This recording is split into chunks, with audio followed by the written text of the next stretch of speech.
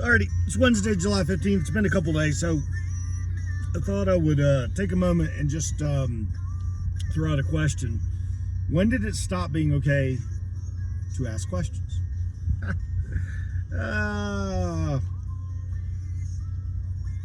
If you have the answer to that, let me know. Feel free to comment down below. I'm actually astonished with the age of technology that we have and unlimited information essentially out there, that we have an inability to, one, dig into and find facts, two, ask baseline questions that other people would be able to answer, debunk, agree with,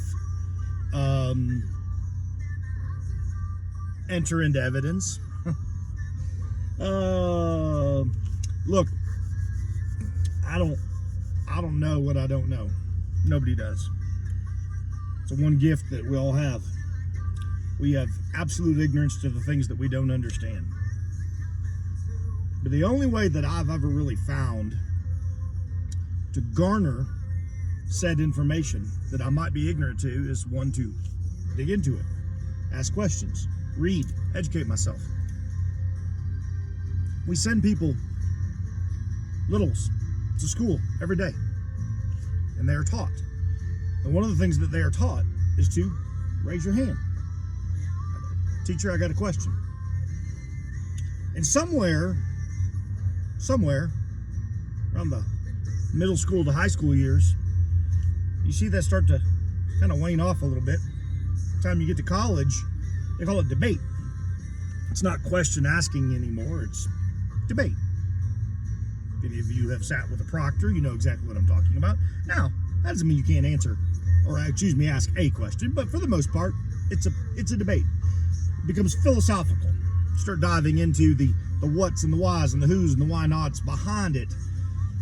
It's to expand your brains, to help you think in different ways that question may open up a debate, a healthy debate, which is a good thing, more often than not.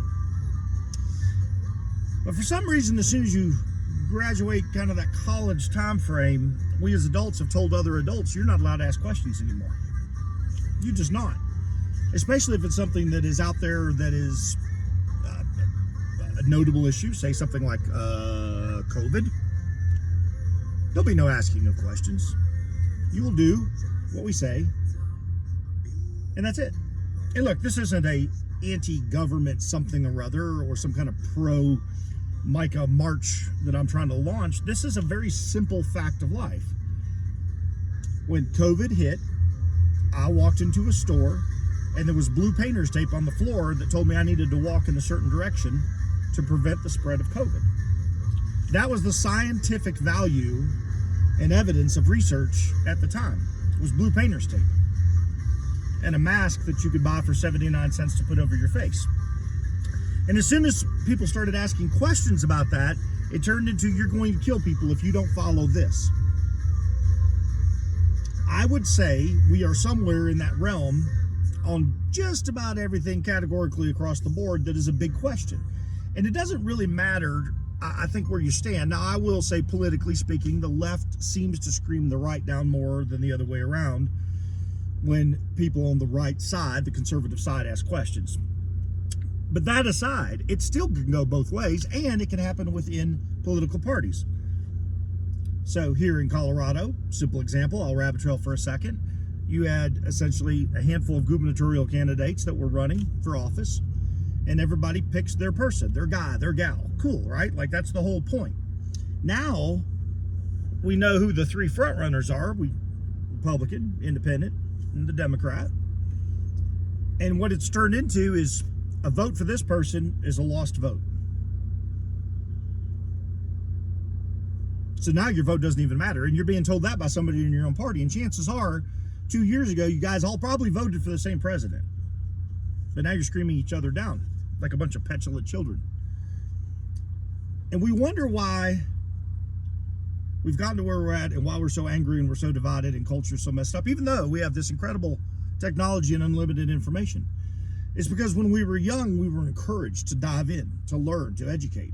As we've gotten to the point of adulthood, you're told to sit down, shut up, and be quiet. It doesn't really matter what the topic is. If somebody disagrees with you, They'll let you know. I'm going to close with this. I was hesitant to do it, but I'm not going to release any information that would be pertinent, so I'm going to give it to you in generic, vague form, ambiguous. A few days ago, I saw a news article. I saw a picture inside this news article on an angle that I'd never seen before. And it was a mainstream news article. This was not some me digging into anything. It just popped up. It was on the news feed. It just stopped me dead in my tracks. Stone cold dead in my tracks. So I took that picture and I forwarded it to somebody who would have been interested in it. And I got a few words back to me, and not directed at me in a negative way. They were like, oh my gosh, what is this? Essentially stopped them in their tracks. They took that same picture and they forwarded it to people that knew this person intimately well. And they all went, holy crap. So we now have a group of 6, 7, 8 people all essentially saying definitively that person that we're seeing in this picture that was kind of grainy and blurry, not crystal clear, but clear enough, everybody had the same reaction, to include family members. And you go, wow, but you ask questions. If you just take something and run with it and attach a narrative to it, well, that wouldn't be fair, because what if you're wrong? And that's what we do in this country. We run and we attach a narrative to it. And the reason I brought up that story was there were a myriad of people that knew somebody intimately well and all thought it was this person. I mean, categorically thought it. Not a little bit thought it, like, holy crap. In fact, I only had one person come back to me and said, if that's not the person, it's their doppelganger, but it's the person. Well, it wasn't. But it took a lot of digging. A lot of digging. A lot of legwork by a handful of people. And this was something actually very important. If you're wondering why so many people would be involved, because it was a very notable thing. Well, it turned out not to be. So there's good and bad in that, right? I wanted it to be the case because I wanted a solution to something. So it was a bummer that it ended up not being. But it was good because we dug. We didn't destroy somebody or go after somebody or hang information out there for the world to go, holy crap. See, you want to dig, you want to ask questions, you want to validate and find truth so that you can speak it not only in love, but in factual, in factual evidentiary value. You want to be able to say this is the truth and not be screamed down. If we had just taken something willy-nilly and thrown something out there, oh, it would have shaken things up. And then eventually somebody else would have found the truth, and then I and everybody else would look very stupid. This is why I say I stay in the middle until I'm ready to jump off the fence, one side or the other. I don't want to be lukewarm. I want to be hot or cold. I'd prefer to be hot all the time in a good way. I'd prefer to be like, I want to be right. But when somebody screams you down and shouts at you and tells you you're wrong, you're just categorically wrong. Or your vote doesn't matter now, or it's useless because you support this person. Or you did this, so therefore I'm not backing you. And there's no real reason why. It's just that you've become an adult and you're no longer allowed to ask a question. You're no longer allowed to have a voice or an input on something. Think I'm wrong? Think I'm crazy? Push back, that's fine. But we all saw the videos. We all saw the videos during COVID of people getting arrested. Cops going out onto a beach to pull a guy out of the ocean to take him to jail. To take him to jail.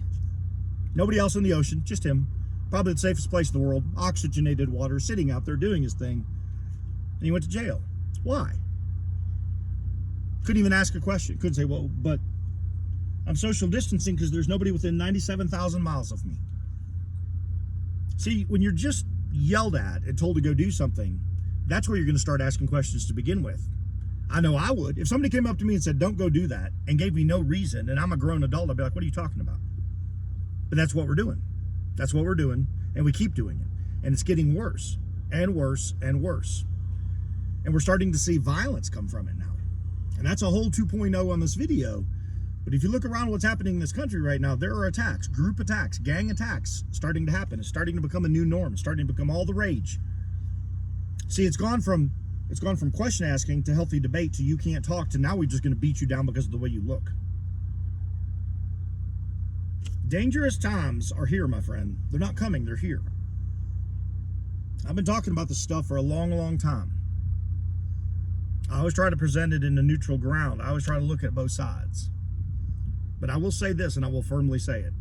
If somebody looks at you and you guys are diametrically opposed on something and they tell you you can't talk about it, you can almost categorically bank on the fact that they either don't, number one, know what they're talking about, two, have something to hide, or three, are trying to control you. There could be a fourth out. I'll always leave that 2% out. But pay attention when people do that. Pay attention to them, especially if they're in your circle. Peace out. More to come.